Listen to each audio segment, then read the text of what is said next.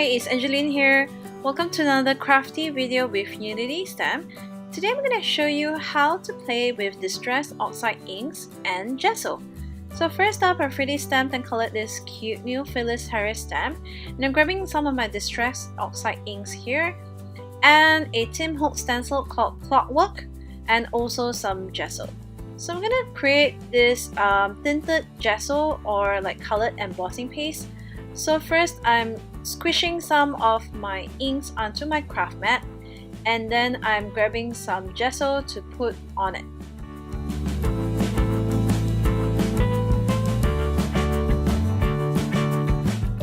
Then I'm grabbing my palette knife here to mix the gesso and the inks together to create this really nice tinted colored gesso. And in between colors, I'm just wiping off my palette knife before I mix the next color in.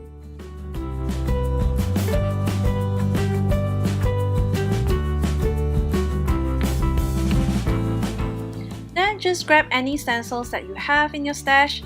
Here I'm using the Tim Holtz stencil, which is called Clockwork.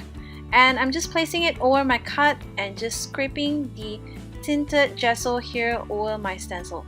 If you like, you can actually secure down the stencil with some painter's tape or washi tape, but I'm just holding it firmly with my hands.